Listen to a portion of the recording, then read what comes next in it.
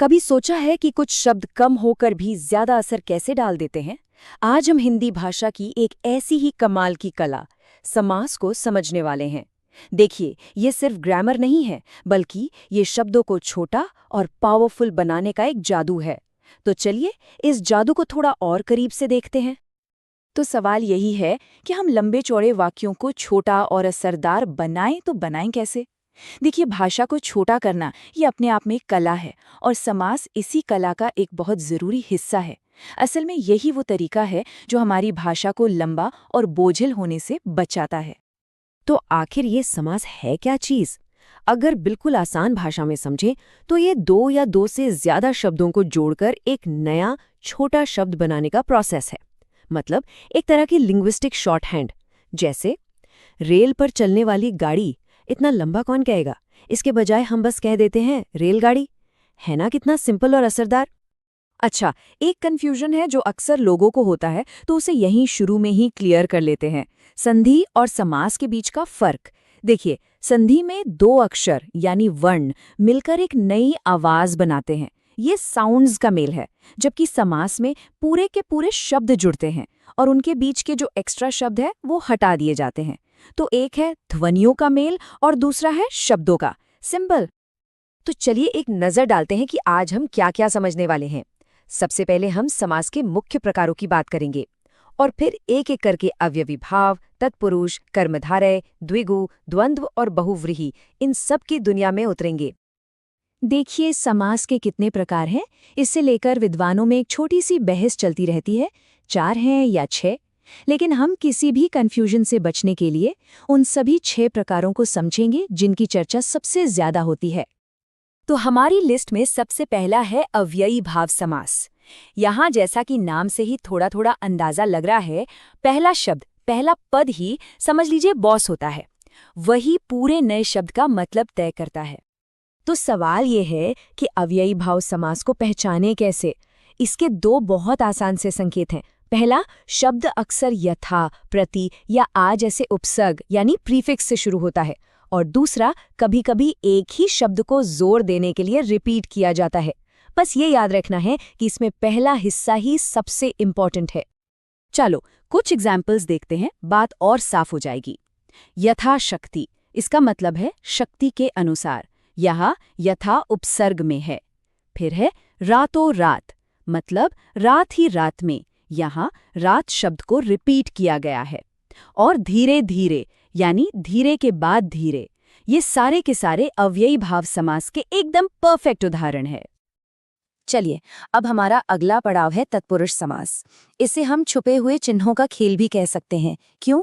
क्योंकि इसका सारा राज उन छोटे छोटे शब्दों में छिपा है जो दो शब्दों को जोड़ते समय गायब हो जाते हैं। यहाँ जो मेन पॉइंट है वो है विभक्ति चिन्हों का लोप, यानी बीच के जो केस मार्कर्स हैं उनका गायब हो जाना।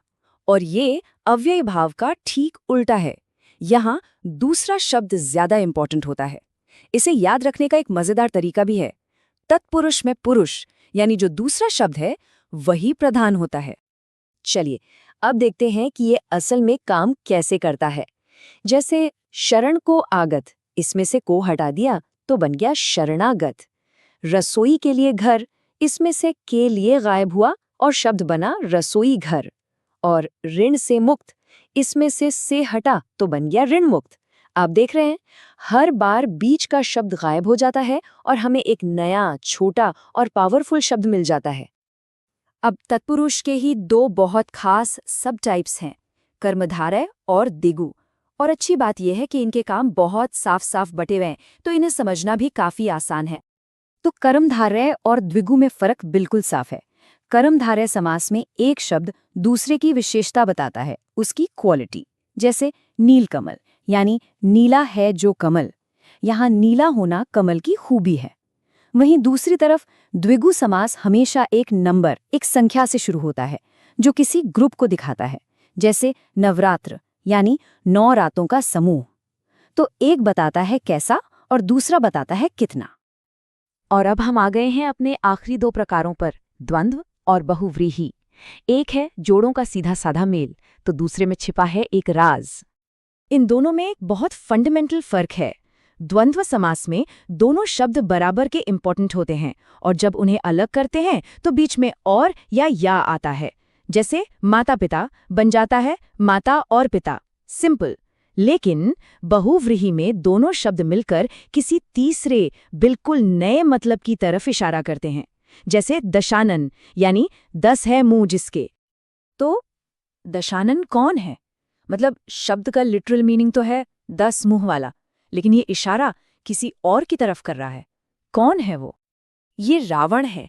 देखा, यहाँ मतलब न तो 10 है और ना ही मुख, बल्कि इन दोनों से मिलकर एक बिल्कुल नया तीसरा ही अर्थ बन गया है। यही तो है बहुव्रीहि समास का जादू। लेकिन एक मिनट रुकिए, तब क्या होता है जब एक ही शब्द कई तरह के समास में फिट बैठता हो? जैसे शब्द है नीलकंठ, इसका मतलब नीला है जो कंठ भी हो सकता है, जो इसे कर्मधारय बना देगा, या फिर नीला है कंठ जिसका, जो इसे बहुव्रीहि बना देगा। तो सही क्या माना जाए? इसका एक सीधा सा नियम है, याद रखिए, जब भी ऐसी कोई कंफ्यूजन हो तो हमेशा बहुव्रीहि को प्रायोरिटी दी जाती है। अगर कोई शब्द किसी खास व्यक्ति या चीज की तरफ इशारा कर रहा है, जैसे नीलकंठ भगवान शिव के लिए इस्तेमाल होता है, तो उसे बहुव्रीहि ही माना जाएगा, भले ही वो ग्रामर के हिसाब से कर्मधारय भी क्यों न लग रहा हो। तो चलिए, जो कुछ भी हमने अब तक सीखा है उसे एक बार फटाफट से रिवाइज कर लेते हैं। अव्ययी भाव पहला शब्द लीड करता है, तत्पुरुष दूसरा शब्द लीड करता है और बीच के चिन्ह गायब होते हैं।